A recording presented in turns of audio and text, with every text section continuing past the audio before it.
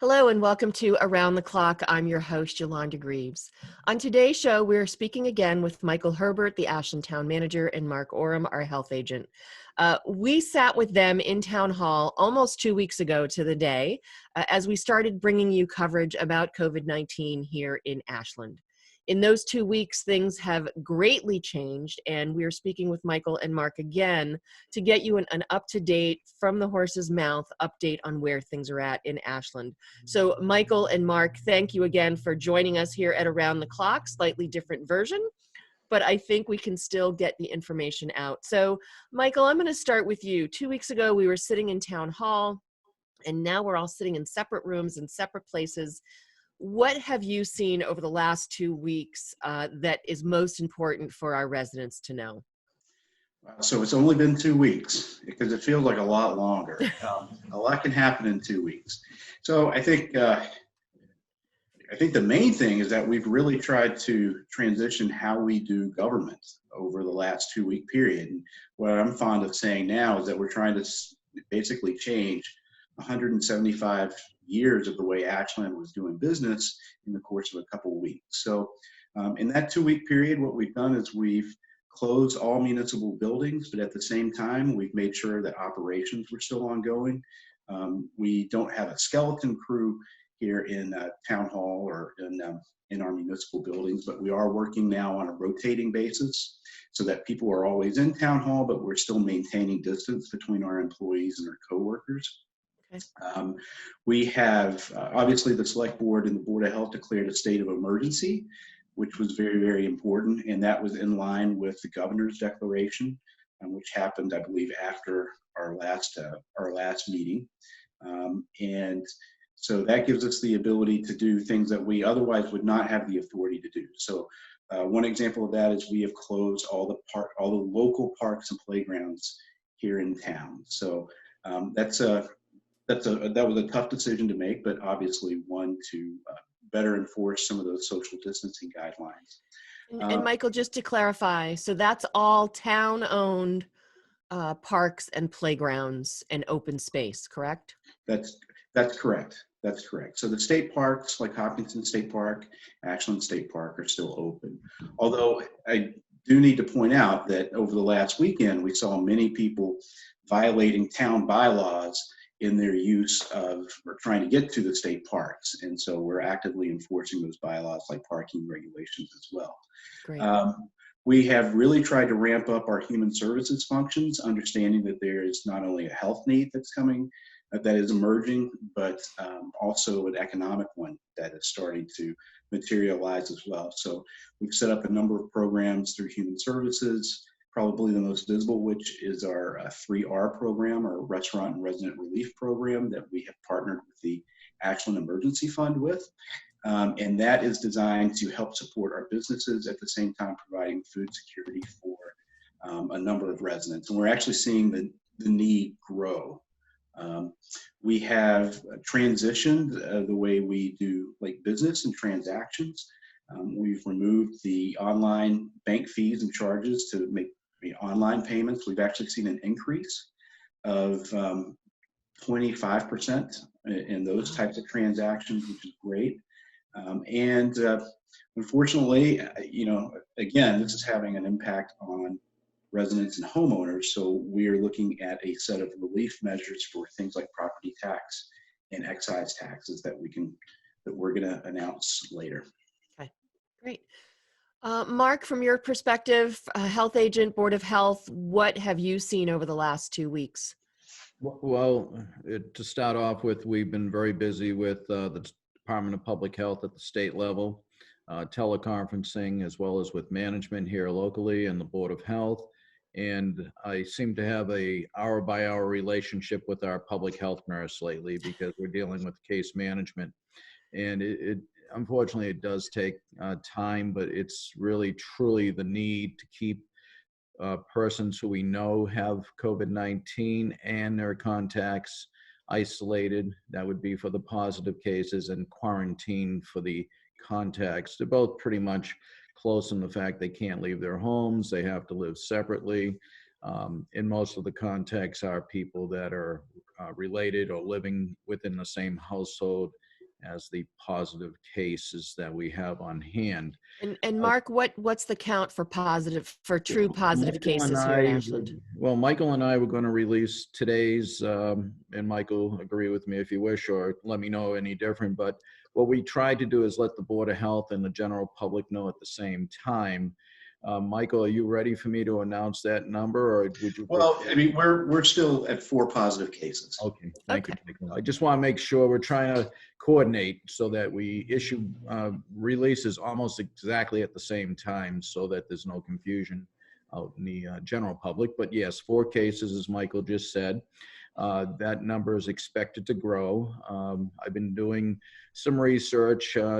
Yesterday, our Assistant Town Manager, Jen Ball, and I were going over surge capacity, and Michael's part of that process. Mm-hmm. Looking at Italy, with their population and the amount of cases, they're at about 10% cases, which means positive cases. So we're trying to ramp up based on, it's a general number, not really an exact number, but at least look at 10% of our population, and building up the medical and public health professionals will need to do the phone calls and the case management. Right now, our Medical Reserve Corps, the Ashland Fire Department are being asked to consider doing homework at home so we don't get them ill, to do the type of case follow-ups and so forth. And we're still waiting on them. The school nurses have come to the front line as they did with H1N1. They're ready to roll as it relates to working with us on case management. Our public health nurse can give us, she's part-time, but she's offered to give us 500% more of the time that she is here. So that's very nice of her to do. And as well as I'm here kind of running the front of it with management. And we're hoping hopefully that 10% will be wrong. Hopefully it'll be 1%. But I think with the numbers we have to help with case management, we should be in full gear. And we have to expect too that some of us could get sick through the process. So that's why a lot of this work will occur from their home base. And thankfully, just as we're on Zoom here, the technology is there. Not just the phone, but we can do teleconferencing and so forth with each other if need be, to go over various information. So we've been very busy on that caseload, getting ready for caseload management, and outside of just public information too. It seems like every day we get a new directive from the state. Michael and I were talking about the grocery stores just yesterday and the plastic ban. They have banned the use of reusable bags, which I know for myself, I've been to the grocery store probably twice since we've met, maybe 3 times. I use my reusable bags. I wipe the handles. So what was the concern there in regards to the reusable bags? Well, when Michael and I were talking yesterday, and I spoke with the town clerk as well, as I didn't know how the change order from the governor would affect our bylaw. I looked up our bylaw, chapter 183 or whatever it's not labeled, and the administration of that's through the town manager. So, but I guess the state, when the public, and I don't disagree with what the governor is doing. I don't want to send that wrong message out. I just didn't know how logistically it worked when I know local rule is very strong in Massachusetts, but when you have a public health emergency, I guess there's some opportunities to do what was done yesterday, and that is now allowing the stores to use the plastic bags, and they also have to have hand sanitizer available for their customers, half an hour for people 60 and over, as well as set up, and I've seen it in some pharmacies as well, setting up these taped lines so everyone at the register stays 6 feet apart. So that's some of the scenario of it. Do we have any concern that we have 2 big grocery stores in town and we have a lot of small ones. Will they have the supplies? Will they have the plastic bags and paper bags available? And this is either for Mark or Michael. I mean, have you heard any concern from them? Michael, if I may, I spoke to the manager at Market Basket, and I've had our food inspector reach out to all the other businesses, including Shaw's. And I need a report from him. That was just last night as we were getting the announcement. Right. But the manager at Market Basket. I spoke with him last night and earlier this morning. He had it ready to roll. I guess his company was ready for this. And so they are using plastic as of 8 o'clock this morning. I authorized them to follow the governor's order because I hadn't heard any different. Right. And then I believe, thankfully, one of our members here in town gave me the directive, because I've been looking for the directive in writing so I can share it with the businesses. But they seem to be ready to go. I am going to plan on calling Shaw's right after this meeting, see how they're doing, and contact our food inspector to see how his conversations went. And as you said, it won't just affect the large grocery stores, but some of our even convenience stores, gas stations, we're offering for people to go in and get self-service food. Might it be hot dogs, pizza, coffee? And there was guidelines suggesting if they were going to use that process to try to make it as safe as possible, but now that's been eliminated, which makes good sense. So with that said, I will be checking up on those businesses as well as our food inspector. Michael, so we've been using Zoom meetings here for around the clock, but also for the town. How are those going? Actually, I think they've gone pretty well. The first one we did was the last select board meeting, where we kind of had a hybrid approach where we had half the group in the room and half the group remoting in. And even that I thought was pretty good, but I think it's just going to get better as we continue to use it. We're going to, there's obviously nonverbal cues when you're in a meeting that you can use to help conduct a meeting. And at least you can get some of those through Zoom, where you couldn't get that in a conference call, so you don't have people talking over each other a lot. But I expect us to continue to use this for the foreseeable future. And it'll be interesting. Tonight will be the first public hearing, I believe, that is going to be utilizing the Zoom platform with the planning board. So that'll be really interesting. Because we're allowing the public to participate, and then they are recognized if they have questions or comments, correct? Yes. Okay. Mark, you wanted to add something? I was just going to, I'm sorry to jump in. I should use, there's a little hand sign somewhere where you wave. I can actually wave too, but I've been very happy with the product. I prefer it over teleconferencing sometimes, because you can see me if I do want to indicate something. I could always do that. It just is more visual, so I don't like interrupting, as I just did. So, but I find this program, and others as well, this team, I think, with Microsoft, they're all very suitable for the need right now, and it allows for that. And as we're starting to call it now, I was talking to someone in town that social distancing doesn't always sound proper, because people think you can't even socialize by this process.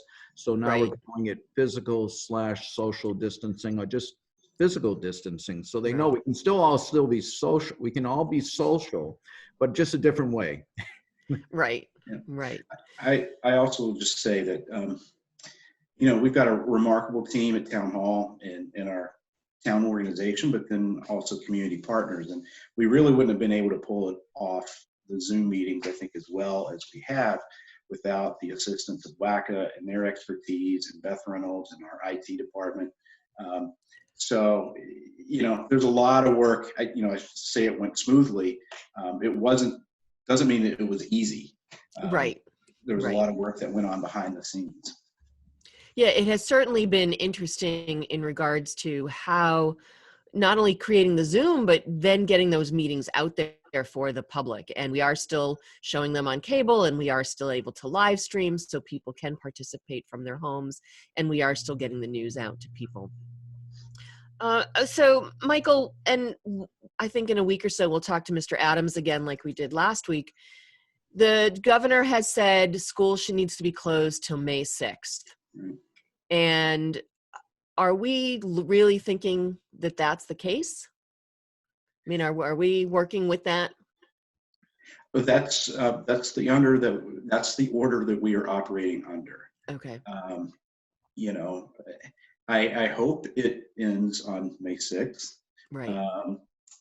But we'll see. I think we're really going to have a much better understanding of where we are as a community, and really as a nation, with this pandemic, probably in a couple of weeks. And we're now seeing the exponential growth happening in cases in Massachusetts and throughout the country. So I really think it's too early to tell. And the information and the directives are coming from so many different directions so quickly and so often. It's just really, really hard to keep up with where we are right now. So if that makes any sense. And it's almost a moving target. I mean, I heard this morning that the U.S. is now has more cases than Italy. And what was interesting is that, well, they're a smaller country and we're a bigger country. So at some point we are going to have more cases. But as you said, it's how we're dealing with it and how we are encouraging the social distancing and the physical distancing and getting information out. We could have more cases because we have more tests than Italy did at that time. There's just so, like you said, it's a moving target. And the biggest challenge for us, I think, on a local level is making sure the correct information is getting out at that point in time. So I had somebody write to me because the night before last, I put out a newsletter and said, schools are closed until April 7th. And then the next day, the governor says, well, they're actually closed till May 6th. And so somebody wrote me last night and said, which one is it? And I said, well, it was correct on Tuesday night. And it's when I sent that email. Yeah. So it's, that's been a little bit frustrating. So, Michael, you bring up a good point regarding testing. So that's one of the issues that we are still hearing, maybe not necessarily here in Ashland or Massachusetts, but certainly the concern of having enough tests available so that people can get tested to determine if they have it or not. What are we seeing here in Ashland for the testing issue? And that's either for you or Mark. Michael, if you want, I can let you go first if you wish. Or No, go ahead, Mark. I've been on a few conference calls over the past day and with the State Department of Public Health, and they have indicated to us that the commercial side of it, one's Quest right in Marlboro, are now out there. What the major issue was, and Michael and I discussed it yesterday, is to make sure when the testing is completed that they move that result immediately to our, what we call MAVEN. It's our electronic surveillance program, so that we know, we being the Board of Health and all the nurse and so forth at the local level, know of new cases.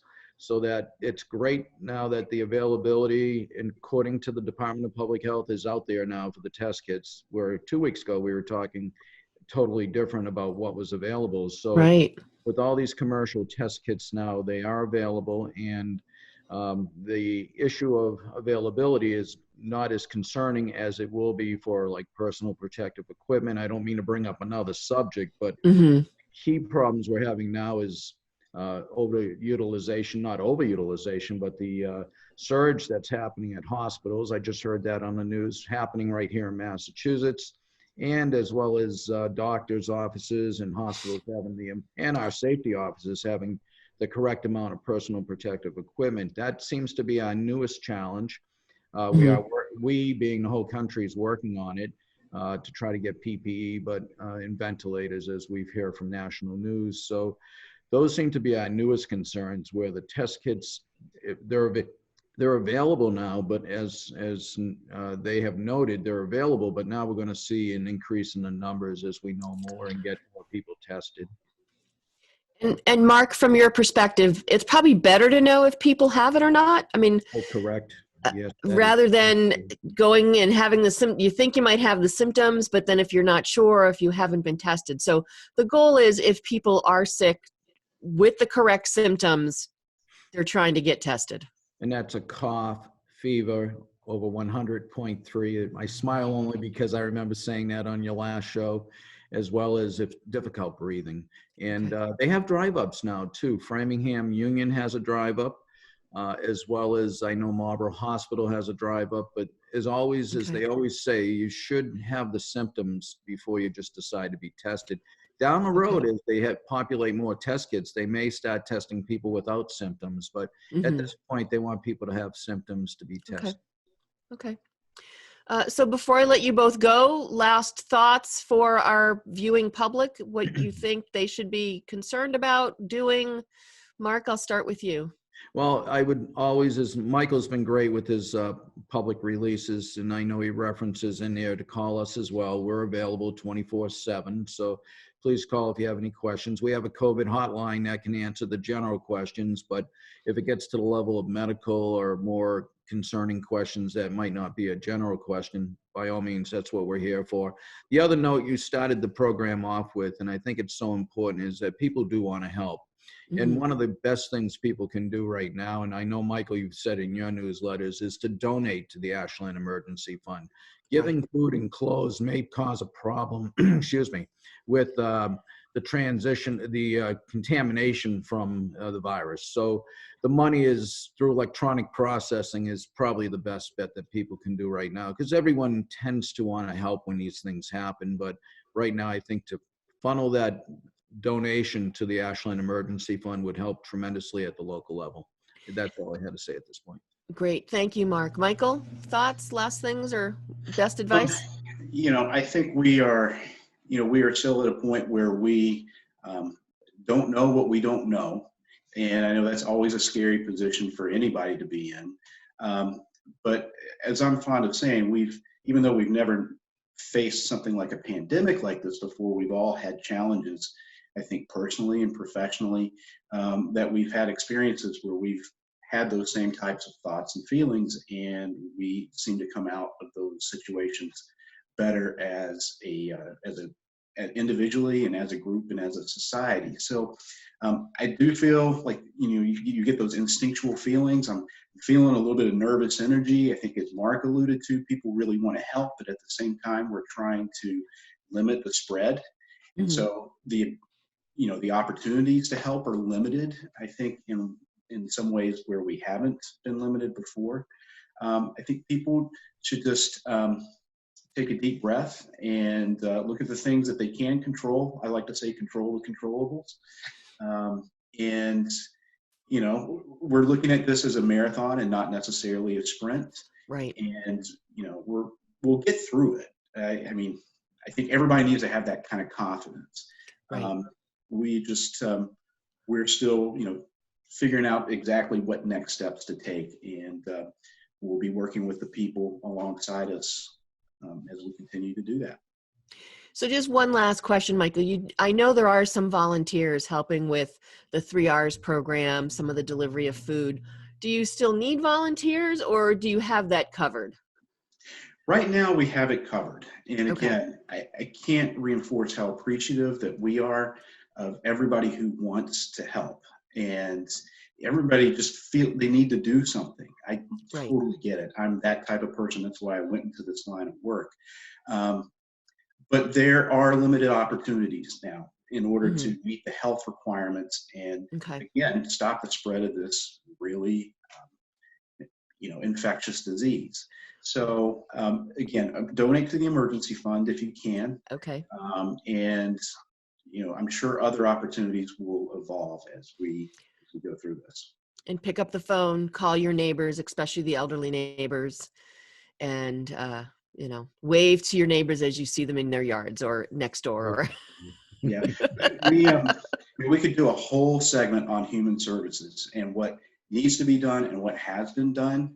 But that's another thing. Just reaching out to people via phone, Zoom, or whatever. So maybe, in a week or so, Michael, we check in on those human services departments and what they're doing, and maybe have Jennifer Wolfing join us on this phone call and on this Zoom meeting and get her information out as well. Great. Well, gentlemen, thank you so much for participating and for your information. I think it's so important, as you both have said, that we get the information out that's correct and as up to date as possible.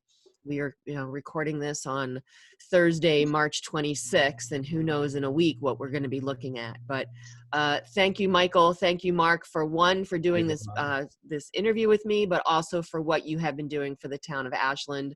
Certainly, both of you are making it so that our community is handling this very well.